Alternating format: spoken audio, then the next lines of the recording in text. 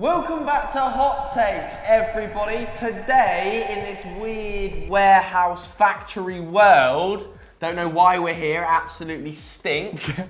Could be the fumes, could just be Doogie. That's me. Not too sure. We're here to take on your hottest, spiciest, dirtiest opinions. We're ready, ready, for them. Doogs? Yeah, I'm ready for them. Ooh, very keen. The first one was sent in by Fat Vader. Fat Vader, okay. He says, Harry Maguire is massively overrated and his £75 million price tag doesn't make any sense. I kind of disagree. I like Harry Maguire. I think he's a good age. He's 26. He'll obviously improve United's defence. I think he's a step up on all your centre-backs, including Lindelof. And I can see that partnership working quite well as well. I mean, we've been over his stats before, but I'll just quickly go over them. He's a really good progressive passer, about 56 passes per game, over 85% pass accuracy, 6.1 long balls, which I think is just shy of Alderweireld, second best in the Prem. Wins about 84% of his tackles, which is higher than Laporte. I like Maguire. I think this is a step up, and of course Leicester are going to ask for that price. What are they going to do with one of their best assets other than try and rinse every bit out of them? And United are stupid enough to pay for it. Well, actually, I say stupid enough, but it makes sense. They need that centre-back. He's a step down on Koulibaly, but he's probably one of the best available this summer, I would say. Look, I agree it's a massively inflated fee, but it makes total sense from both Leicester's point of view and the reason that Manchester United are having to pay that much. Why would Leicester sell for anything less than a world record fee? Sure, in reality, he might be a £40 million defender, but from a Leicester perspective, he's a £75 million plus defender. They have no need to sell. They're a cash-rich club. He is on a long-term contract, and he's probably in their top three best players alongside like a Wilfred and Ndidi, I would say, for that first spot. And Ben Chilwell as well. He's a fully fledged England international. He must have about 30 caps now. Yeah. He's a mainstay of the England side for the next 5 years. He's got a price, and yes, it is probably a bit too much, but he's an English player, and they always go for a bit more. And from Manchester United's perspective, the reason they're having to pay this fee is homegrown and Premier League obviously puts it up. The fact that Leicester basically don't need to sell puts it up. The fact that Manchester United have to sign a centre-back and everybody knows it means that Leicester can go, no, keep paying more and more and more. And the fact that Manchester United aren't as much of an appealing prospect that Harry Maguire is going to kick up a fuss to leave also means they have to play it. So there's four huge factors that have inflated the price from 40 million odd to 75 to 80 million pounds, which means the fee makes sense. We're not saying it's value for money. We're not saying that it's a bargain transfer, because it's definitely not. It's an overpayment, but it's a big upgrade on the current crop of defenders. And I'm not being funny, it can't get worse than the Chuckle Brothers. Yeah, he needs to come in. Before we head down to the basement for another Football Daily members hot takes, make sure you have subscribed to the channel with notifications turned on. Right, let's take the lift down to the Dungeon of Doom. It can get pretty spicy down there. Let's see who's down there. Hello, me again, as always. However, guys, I'm going to do a hot take which isn't necessarily about football. Mine is going to involve footballers, but not in the way you think. My one is that David Beckham is not actually an attractive footballer. Oh my God. Yeah, I said it. Sure, he's got the boyish looks, blonde hair, a chiseled face, but coming down to it, he's like a 6. Maybe if we're stretching, a 7 out of 10. Victoria Beckham, sure, they make a great match, 100%, but there are much better looking footballers. For instance, we've got Quique Sanchez-Flores, we've got Pep Guardiola, Maldini, and of any of you out there that's saying Ronaldo, he's also going in the David Beckham bracket. David just has the kind of photographic good look, something that looks decent on a front cover, but come on, we all know Pep Guardiola is the real boss. Even Roberto Mancini is a lot better than David Beckham. Antonio Conte, once he had his hair done, I think is above him. Look, I'm not saying Bex isn't attractive, just there are more attractive people, and a lot of people go out of their way to say Bex is a 10 when he isn't. And Bex, if you are watching this, shave the hair off. That's the in trend at the moment, mate. Pep Guardiola has pulled it off to perfection. Maybe go a little bit grey, Bex. A little bit grey, then we'll start talking. Do it like Doogie. Or do it like Doogie. Yeah, sure.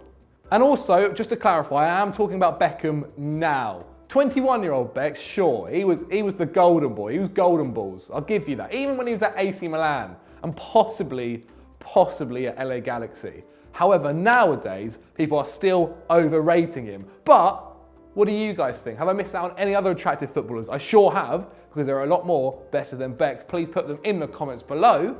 Back to the other guys, do probably proper football talking, innit?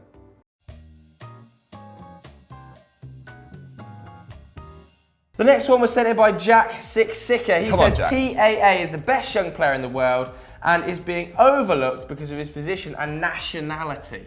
Interesting. I actually think English players tend to be overrated in the grander scheme of things, but that's a debate for another time. Trent Alexander-Arnold, the best young right back, 100%, as in under 21 right back. He's 20 years old, absolutely smashed it last year. I think it was 15 assists in the Prem and Champions League. Remarkable, really solid defender, fantastic set pieces, really quick-minded, good long balls, good short balls, can seemingly do it all. Yeah. But you can't look past Kylian Mbappe. I think he got 37 goals and 12 assists last year. Messi and Ronaldo numbers for when he was 20. I actually don't think Ronaldo got anywhere near that until he was at least 24, and I'm not quite sure what Messi did. But yeah, Mbappe definitely done. And then look at Sancho, 19 as well. Absolutely killed it last year. De Ligt, Jovic. He would be in the best under-21 team by a distance, but I don't think he's the best young player in the world. Yeah, for me, he's probably top 3.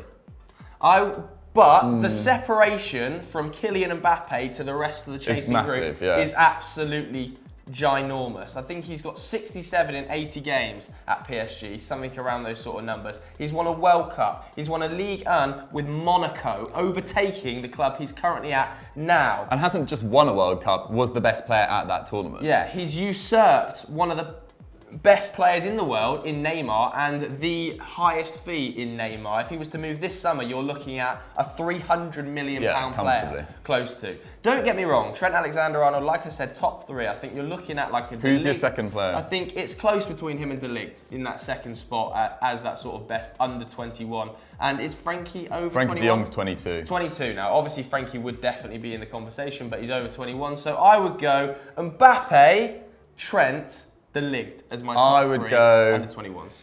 Mbappe, Sancho, De Ligt, then Trent. I think Trent is a comfortable distance ahead of Jadon Sancho right now. I disagree. Let us know what you guys think in the comments below. Team Sancho. And the poll. Team Sancho even, or Team Trent? Poll it. Poll. Okay, the non-football related one has caused quite a stir here. It was sent in by Harry Riddick. Okay. And he said, malted milks are the best biscuit. I don't think I've had a malted. What's a malted milk? Malted milk is kind of plain ones. They're quite rectangular. They're quite creamy. Okay. Biscuit, no covering. No, not for me. Not for me. I'm a hobnob guy. That's a number one's a hobnob. I fucking love a hobnob, mate. Oh my God. I like a party ring as well. I like a bourbon. And I love an Oreo. They're probably my top 4. I can't wait for FD out of context to take both I love a hobnob and second up is my party ring. Do your worst. Yeah. Do your worst. For me, custard cream sits at the top.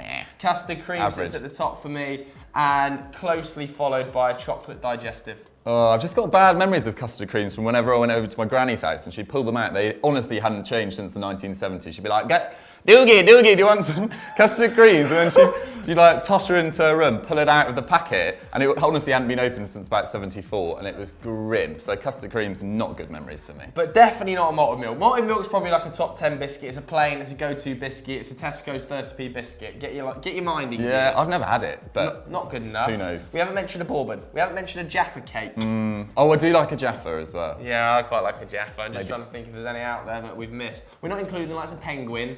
They're a level above. Anything in a wrapper is a level above. What's the very plain one with the chocolate sauce just on it? Very simple. Chocolate digestive. Chocolate digestive, there we go. Brain blank. You know. But yeah, that's probably in the reckoning as well. Yeah, there's also a chocolate digestive that McVitie's have launched with a caramel layer in the middle of it. I would highly rate that for dunking in tea, because the caramel melts, the chocolate melts. I'm not a caramel man. Fantastic taste. So either way, we've got onto biscuits. I don't know, what's your favourite biscuit? Why not tweet us on these 2 handles and we will respond to the best biscuit suggestions. And if you like Doogie and you just love a party ring, and a hobnob, Guilty as charged. then probably have a look at yourself.